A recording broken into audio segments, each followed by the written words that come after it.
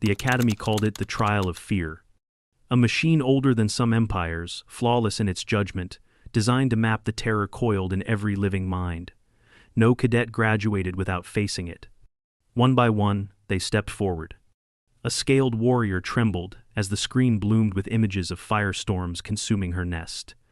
A tusked predator roared in defiance, but the machine showed his dread anyway, the dishonor of being chained. Laughter, whispers, mockery rippled through the hall as each chart appeared. The system never lied, and humiliation was part of the lesson. In the back row, the human waited. Soft-skinned, weaponless, fragile, the one species everyone expected to crumble the fastest. Some cadets had already begun to grin, waiting to see what pathetic nightmare the machine would dig out of him. He rose without a word and sat in the chair. Electrodes hummed against his skin. The machine stirred, lights chasing across its surface as it dove into his mind. And then it faltered. Data spiked, collapsed, rebooted.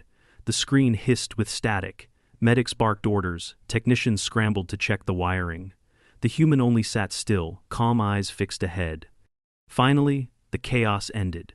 The projector froze, and across the wall in burning letters appeared a single word. Unknown. The room, which had moments before been vibrating with laughter and mocking tension, fell into a vacuum of silence. The air felt too thick. Even the insectoid instructor, who had spent the last half-cycle boasting the machine's reliability, stared as if his optical cluster might be malfunctioning. "Run it again," someone barked. A technician sprinted toward the console, fingers working feverishly over luminescent glyphs. They reattached the sensors, recalibrated resonance filters, purged memory caches. Vitals are stable, neural interface is clean, no feedback loops. The machine is functional, one of the engineers muttered. It's just refusing to classify. They ran the test again, then again. Each time, the same cascade: spike, crash, reboot, freeze, unknown. The human, still seated, looked neither confused nor smug. Just there, present, waiting. His name tag read, Eric Malone. No rank embellishment, no cultural flair. Just a name. Around him, cadets shifted uneasily. The Luxorians, built like tower-limbed arachnids, stepped back with their usual clicking grace. The Ruark twins, all muscle and tusks, now sat quietly instead of exchanging bets. Even Kairesh, whose species claimed no concept of fear at all, tilted her crown of tendrils in visible confusion. It wasn't just that the machine couldn't read the human. That might have been a fault, a calibration issue. No, the machine had read something, then rejected it. Repeatedly. The implication was worse than error. It was deliberate omission. "Medical," called the lead instructor, his throat sac pulsing anxiously. "Check his neural response. Look for artificial blockers, dampeners, anything." A medical team surrounded Eric, attaching fresh bioscans. They ran EEGs, cardiac monitors, reflex tests. One of the assistants took a full blood sample, not just a prick, but a full vial from the median cubital vein. He flinched slightly at the needle, no more than anyone would. His blood pressure was a little high, heart rate slightly elevated, unsurprising under pressure, but there were no signs of pharmacological interference. "He's not suppressing anything. This is a standard human stress pattern. Elevated cortisol, normal range, no foreign agents in the bloodstream." The chief medic stepped back. "He's clean." Instructor Kalex leaned closer, his breath fogging faintly against the chill recirculators. "Cadet Malone, did you experience anything during the scan?" Eric looked up at him. "It didn't show me anything. Maybe your machine's broken." A low ripple passed through the cadets again, this time not laughter, but something tighter. Fear with a new face, uncertainty. The next cadet was called. A Silent from a water world. He hesitated at the chair, eyeing it like it might bite. His readout showed a dark abyss being pulled from the ocean, suffocating in open air. It passed. The class exhaled. But no one really paid attention after that. Even when one cadet's fear was displayed as the annihilation of his family's bloodline in front of his ancestral crypt, the tension didn't fully return because the room kept stealing glances back at the human. The one whose mind couldn't be read, the one who hadn't blinked. Later that day, While other cadets nursed their embarrassment or basked in the relief of having passed the trial, Eric walked alone through the outdoor training yard. No one approached him. Not even Karesh, who normally sparred with every species at least once to test herself. She passed him with a slight bow of her head and did not make eye contact. He sat by himself on a bench near the kinetic field, watched the solar filter dim as evening approached. One of the medics, a Centauri assistant, approached cautiously, holding a tablet. "I ran a full diagnostic on the machine's logs," she said, awkwardly folding her forearms.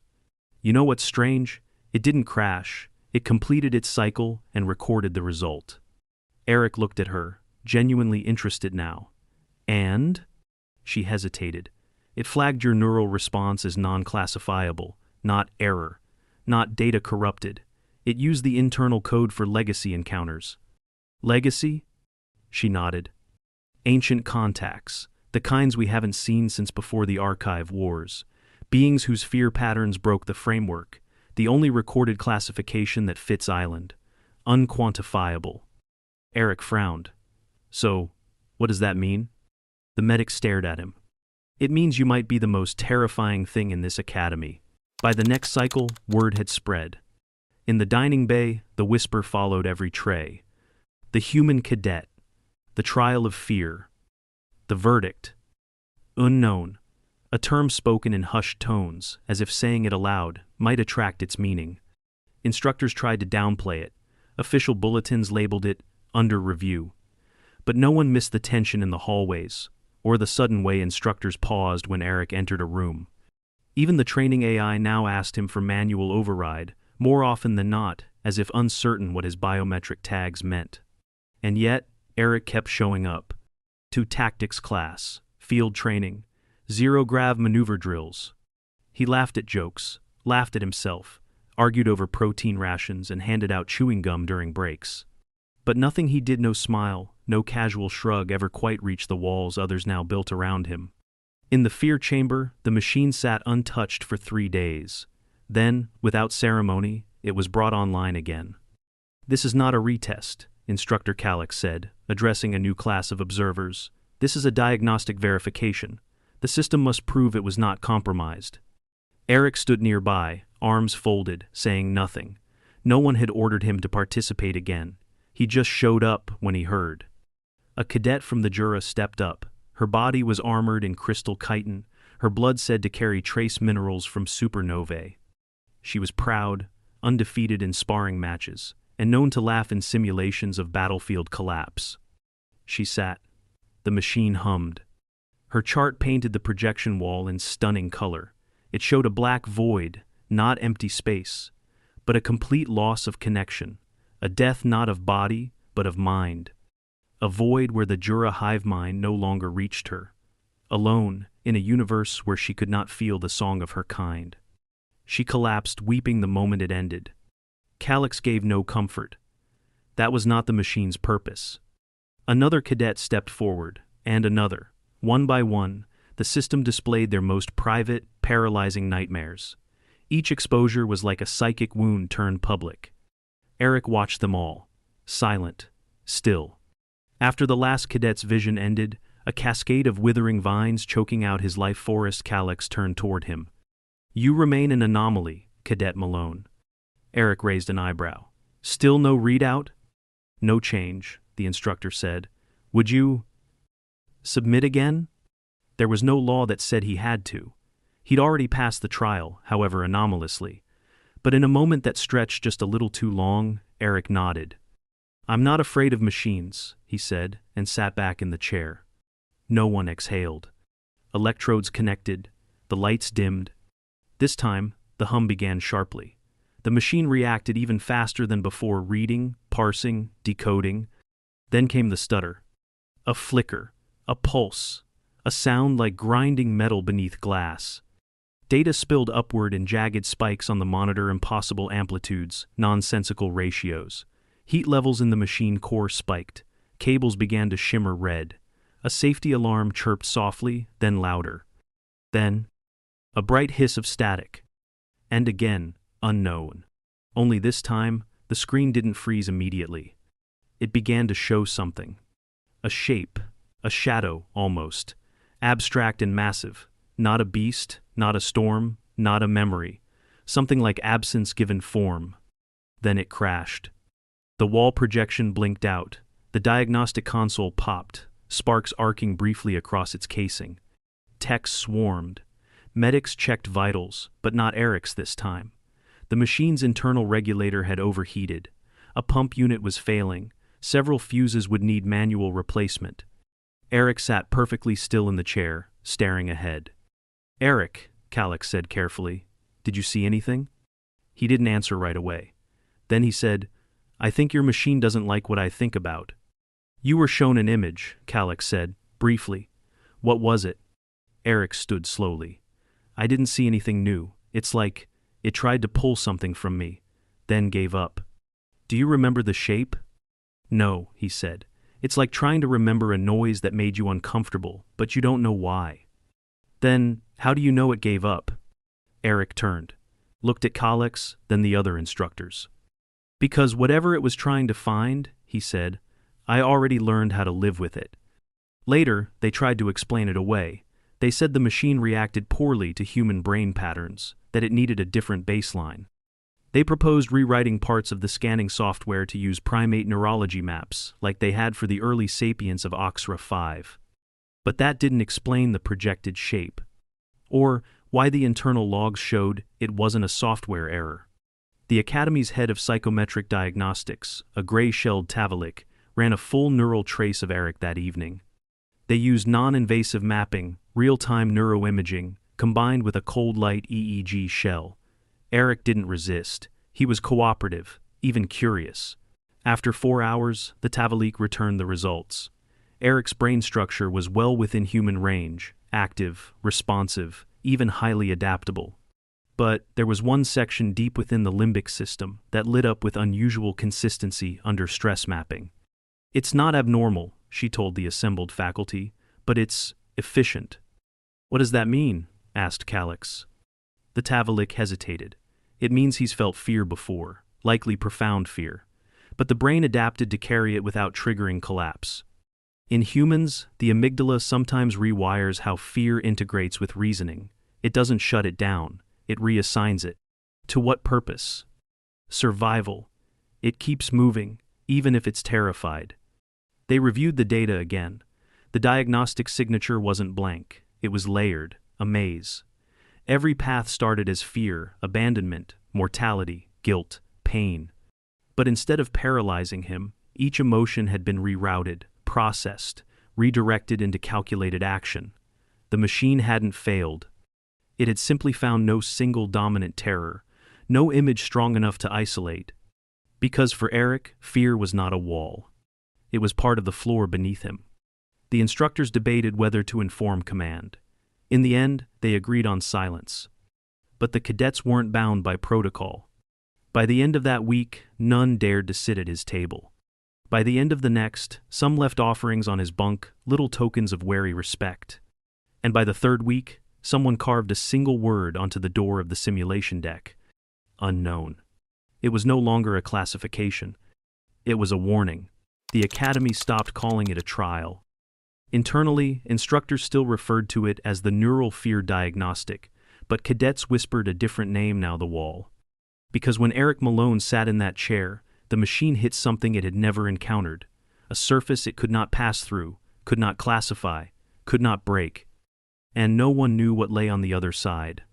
Classes continued. Instructors pushed harder, drills extended longer, and the cadets sweated through every circuit. But training felt different now, more brittle. Even predator-born species, those evolved from hunters, began practicing subtle avoidance patterns around Eric. Not overt, not dramatic, just enough that in combat formations, he always had space. When bunk schedules were shuffled, no one volunteered to room with him, yet somehow no one dared complain either.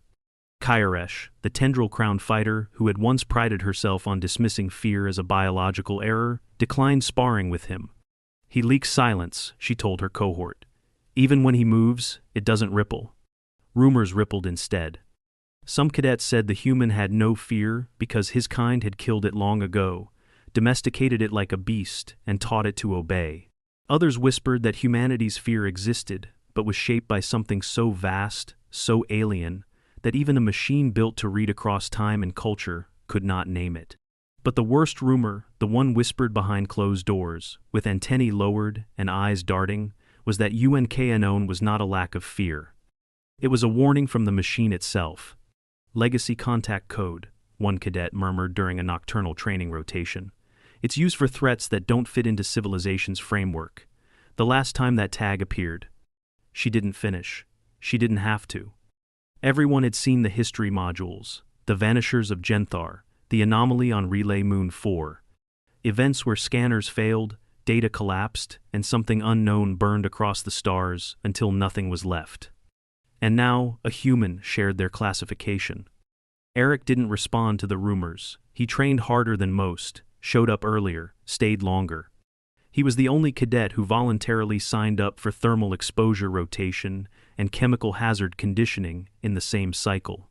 When a flying drill shard tore a deep gash through his shoulder during an exercise, he didn't walk it off. He hit the ground hard, teeth gritted, blood already saturating his uniform. The medics arrived in seconds. They performed a full assessment in the field. The cut had torn through the anterior deltoid and scraped the clavicle. Deep laceration, risk of infection, high trauma to soft tissue. Eric didn't try to stand. He didn't joke. He did exactly what he was told, breathing through the pain. The medic cleaned the wound with iodine substitute, used hemostatic foam to slow the bleeding, and immobilized the arm before transporting him to recovery. He was out of physical drills for 12 days. During those 12 days, the academy held breath. Because weakness would have made him familiar again, understandable, mortal. Instead, the human used the downtime to attend every theory class, analyze every war simulation, and recite verbatim the entire battle doctrine of the Galvathian campaign without notes. On day 13, his sling came off. He returned to the track and completed the 4.3 Kelvin's obstacle run without pause, left arm still aching, favoring the motion slightly but finishing anyway. The instructors took notice, especially Instructor Mark, an old veteran of the Sothar insurgency, who had once fought in 0G with one lung collapsed and a dislocated hip.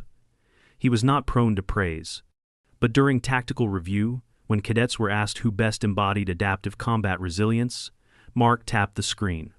"Malone," he said flatly. "He never wins by force, but he always gets up." It wasn't a compliment, it was a warning. Later that week, the head administrator of the academy, the four-eyed Varellan, known as Overseer Tatch, held a closed-door meeting. It included the machine's engineers, the senior medics, the psychometric lead, and 3 representatives from Central Command. Records of that meeting were encrypted and sealed. But 2 things leaked from it. The first, a single internal memo circulated only among instructors. It read, "Continue observation of Cadet Malone. Do not provoke, do not engage in psychological escalation. Classification remains unknown." The second, someone quietly decommissioned the Trial of Fear machine. It was placed into indefinite recalibration. No replacement was scheduled. No cadet ever sat in that chair again. Weeks passed. A strange peace returned, but it was a peace laced with caution. Eric still joked, still traded rations, still helped a winged cadet from the Slaven climb the tower after a flight injury grounded him mid-drill. He still lost sparring matches, still missed questions, still grumbled when the protein bars tasted like chalk. But everyone watched for the cracks, and found none. The Ruark twins tried to bait him once. One bumped his shoulder in the mess line, muttered something about, "Machines don't show what doesn't exist." The other added, "Maybe your species just doesn't get fear, or anything at all." Eric turned, met their eyes, and smiled. Not wide, not threatening, just enough. Then he walked away. That night, both twins filed voluntary reassignments to different sleep blocks. Karesh said it best, during a seminar on pre-combat psychology. "The rest of us know what we fear. We saw it, faced it. We are stronger now because we know the shape of our limits." She gestured toward Eric, who sat in the back, quiet. "But he walks without that shape. That's not strength. That's not weakness. That's a door without a lock." One of the instructors asked what she meant. She stared at them. Would you sleep easy next to a door that never tells you what's behind it? The summons came without a reason. No citation, no disciplinary tag. Just an official call code ping on Eric Malone's comms tablet, blinking amber. Report to Evaluation Bay Theta. 19th cycle. Internal clearance required. He showed up 10 minutes early. Evaluation Bay Theta wasn't part of the main campus. It lived beneath it 3 levels down, past the regular dormitories, under the secure tech archives. Cadets weren't sent there often. Most didn't even know it existed. Those who did called it the glass room. The door slid open with a hiss, revealing a chamber colder than it needed to be. Transparent walls, sterile lighting, and a table that looked more like it belonged in a medical exam suite than a classroom. 3 figures waited inside. Commander Nils Human, gray-bearded, uniform immaculate, a rare sight at the academy, where instructors from Earth were posted sparingly. Inquisitor Tail, a Corellan whose skin flickered in subtle pulses of biolight. Their species had no visible mouth, but spoke with impeccable Terran standard through an implanted synthesizer. And lastly, Overseer Tatch himself. Cadet Malone, said Nils, gesturing to the chair opposite them. Please sit. Eric did, not casually, just quietly, alert.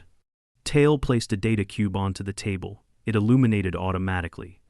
Images scrolled across its surface scans of Eric's trial, logs from the machine, timestamps, core temperatures, power spikes, and finally, the word again, unknown. We are not here to reprimand you, said Tail softly. We are here to understand. Is this a formal psych eval? Eric asked. No, said Tatch, his 4 eyes blinking independently. This island, clarification. We've reviewed the machine logs, Nils said. They show that your neurological responses weren't abnormal. In fact, your mental resilience during the scan registered at 73% above baseline. Eric said nothing. However, Tail continued, there was a pattern in your limbic response that resembles a historical tag, one we haven't seen in generations. The Corellan leaned forward slightly. Do you know what that tag is? I read the label, Eric said. Legacy contact. Unknown. Not very helpful. It's more than that, Nils said. It's a classification reserved for species whose internal processing of threat does not result in observable fear. Maybe your machine just missed it. No, said Tatch, steepling his fingers. It refused it. A silence stretched. Eric tilted his head. So, what are you asking me? Nils tapped the cube, freezing a frame mid-recording. It showed the shadow the same flicker of impossible geometry the machine had attempted to project before crashing. Did you see this? Eric looked at the image. And for the first time, something subtle changed in his expression. Not fear, but memory. I didn't see it then, he said, but I've seen something like it, years ago. Tail leaned closer. Where? Eric didn't answer right away. Then, Station Helix 7, outer orbit. During my civvy years before enlistment. Hull breach in Sector 9. The crew locked down the corridor, thought everyone was clear. He paused. I wasn't. Tatch opened a notepad, began to type. You were in a decompression zone? Yeah. How long? 11 minutes. Even Tail blinked. With no suit? There was partial atmosphere in the alcove, emergency gel mask, but the rest of the corridor vacuum. You should have gone into cardiac arrest within 3. I didn't. Explain, said Nils. Eric's hand tightened slightly on the edge of the chair. I thought I was dead. I accepted it. And then, I didn't die. I stayed awake. I felt everything. The panic hit so hard I thought my brain would fry itself. What did you do? I counted, he said, backwards from 5,000. I figured if I got to 0, I'd either be dead or rescued. And? Asked Tail. I got to 94, he said. Then the rescue drone breached the secondary airlock. None of the officials spoke for a moment. Neurological records from that event are sealed, said Nils. Why? Eric looked at him. Because I told the medics I didn't remember anything. They didn't ask questions. I didn't offer details. And what do you remember now? Eric shrugged. I remember being more afraid than I'd ever been in my life, and I remember surviving it, and after that, fear didn't feel like an enemy anymore. Nils sat back. You mastered it.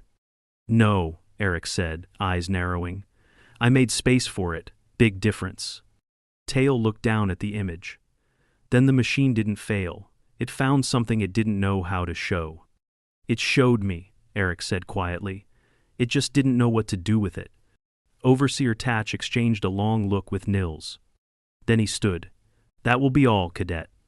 Eric nodded once and left.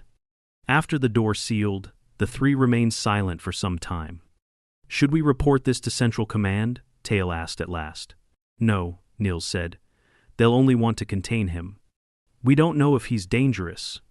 Everything is dangerous, Tatch said, when it refuses to be understood. That night, Eric returned to his quarters, found a note on his bunk not official, handwritten, unusual for the Academy. It read, We don't know what you are, but you make the machine scared, and I think that's enough. No signature. He tucked it away. He didn't smile. The first real emergency came exactly 31 cycles after the trial of fear. It began as a simple systems anomaly, a power fluctuation in the orbital stabilizers above the Academy. Routine, easily correctable. Then came the secondary breach alert. Then the loss of telemetry from satellite Nexus 3. Then the blackout. By the time Command declared a full-scale threat protocol, half the orbital grid had gone silent. The Academy's shield generators strained under the sudden voltage drop. Emergency lights flickered in every corridor. Gravity distorted for a moment, an eerie weightlessness that sent cadets scrambling to secure gear. Steady bulkheads, reassert footing. Then, the first impact hit. A soundless shudder ran through the foundations. Not a quake, not an atmospheric strike. An external kinetic event. Status! Roared Calyx, gripping a stanchion as the control deck trembled again. What just hit us? Incoming object, no transponder, no registry, size comparable to an assault-class dropship. Not from our fleets, snapped the technician. Hostile? It isn't broadcasting anything, just descending, fast. Within moments, the Academy shifted into full lockdown. Cadets were sorted, some evacuated to subterranean safe zones, others dispatched to defensive posts. Instructors took command of mobile response units. And Eric? He was in the east hangar when the sirens peaked. The lights were red, the floor shook, metal screamed as something pierced the outer atmospheric barrier. Instructors barked orders, rushing to mobilize the perimeter. Cadets were told to hold formation, not to engage. But Eric didn't wait. He pulled on a partial exoframe standard issue, unarmed, and sprinted toward the breach site without being told. When he reached it, the entry point was still smoking. The wall had ruptured inward, mangled steel splayed like flower petals in a storm. Debris was scattered across the floor. Sparks danced along torn conduit lines. At the center of the breach, something moved. A machine, not Academy-built, not even recognizable. It stood nearly 4 meters tall, bipedal but wrong. Its limbs reconfigured themselves every few seconds, fluid mechanics that made no physical sense. It emitted no signal, no heat, no data. But wherever it stepped, walls began to corrode. Metal rotted to powder under its feet. The first instructor on scene, a Slinari named Brenna, raised her weapon. Identify yourself. This is a secure facility. The machine looked at her. And she collapsed. Instantly. No sound, no mark. Just dropped like a marionette, with its strings cut. That was when the other cadets began to panic. Orders failed, fire teams scrambled, but the machine, if it could be called that, didn't attack. It approached. Slow, unhurried, as if testing something. Eric stepped forward. Unarmed, still limping slightly from a healed injury, face expressionless. Someone shouted at him to fall back. He didn't. The thing paused. Its surface shimmered shadows, almost. Not camouflage, not light distortion, just wrong, like it wasn't entirely here. It faced him. And for a moment, the air changed. Not colder, not hotter, but quieter. Then it lunged. Eric moved. Not faster, not better, just at the right moment. He sidestepped the swipe, ducked low, reached for a fire suppression panel, ripped the hatch from the wall, and threw it into the machine's knee joint. It staggered. Just a little. But it reacted. That was the break they needed. Cadets opened fire. Not because it would work, but because he had moved first. Eric darted to the flank, found an auxiliary panel, bypassed the lockout, rerouted cooling flow to the hangar vents, and dumped super-chilled gas across the breach site. The machine flinched again, sensitive to temperature shift. Instructors flooded in, armed with heavy weapons this time. Within minutes, the tide shifted. And then, the machine simply collapsed. Not destroyed, just ended, like its purpose was finished. A week later, the analysis team had no explanation. The device hadn't transmitted anything before, during, or after its incursion. It left no power signature, no origin trace. Its inner architecture didn't match any known technology. The official report called it an anomalous test drone, but no one believed that. Because Brenna never woke up. And because everyone saw who had acted first. Eric Malone. The one cadet who hadn't frozen, who hadn't waited for orders, who'd stood in front of something alien, unclassifiable, and uninvited and moved. Just like he had in the trial. The word came back. Unknown. Same designation, same classification. The same silence in the report margins. By the time graduation arrived, the academy had made certain adjustments. There were no more trials. The machine was quietly dismantled. Its components archived under top clearance code. No reason given. Eric received no special honors, no speech, no extra stripe. Just a file noting, extreme situational response effectiveness under anomalous conditions. He didn't need the recognition. Because everyone had seen. Even the alien cadets, who once mocked humanity's softness, now stepped aside when he passed. Not out of reverence, not out of fear, but out of respect. He was still human, still joked about the food, still favored his right arm a bit when it rained, still helped carry packs when the newer cadets staggered under weight. But they never forgot. Not the machine, not the verdict. Because the worst kind of fear isn't the one you can see. It's the kind that doesn't stop you. That walks beside you, calm, quiet, and ready. And, if there was one thing the galaxy learned from Cadet Eric Malone, it was that the most terrifying force in the universe might not be claws, fangs, or firestorms. It might be a soft-skinned mammal who had looked at death, counted backward from 5,000, and decided, not today.